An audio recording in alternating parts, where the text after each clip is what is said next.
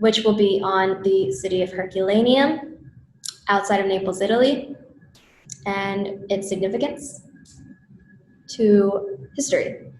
So walking from the bridge that goes into the city, as the city's, has fortifications around it. There's Vesuvius towards the back, a little in the middle, that's New Herculaneum. So that's the apartment complexes and businesses that are there currently today. And in the very foreground, we see the city of Herculaneum.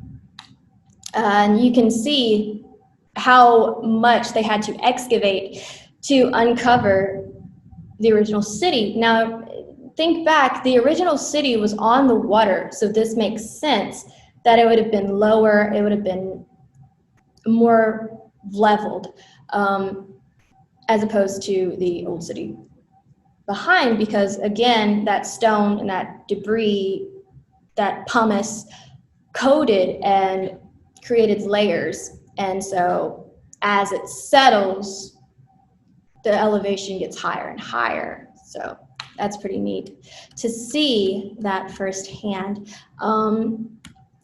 Another image, this is an evidence of green space that they would have had.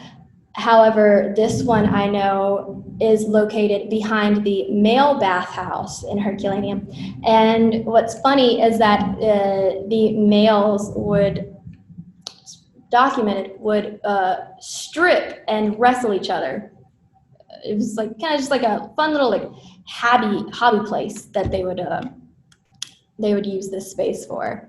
No women allowed, of course. But and then again, we see the evidence of these columns, these roofs, the landscaping that is really, beautiful.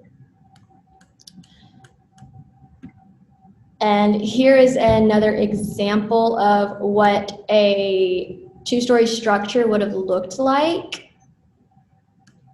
Again, you can see the mosaics, you can see the floor tiling, even, the staircase that leads you up to the second level, and the open-aired where the rain could have come down into the rest of the structure.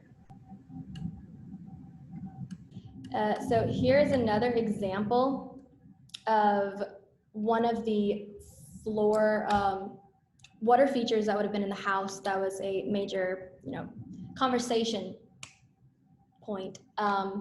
There's the cistern that would collect the water, and then you could, dip a bucket in to distribute.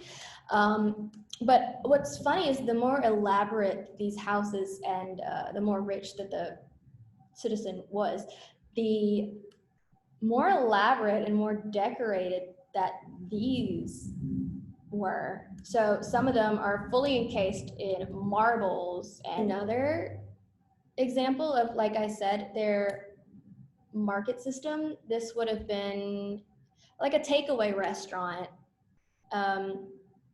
located pretty much right off the pathways, where you can just be walking through City Central and it's like, hey, I want some lamb, or I want this, or I want that, and they'll most likely be cooking it.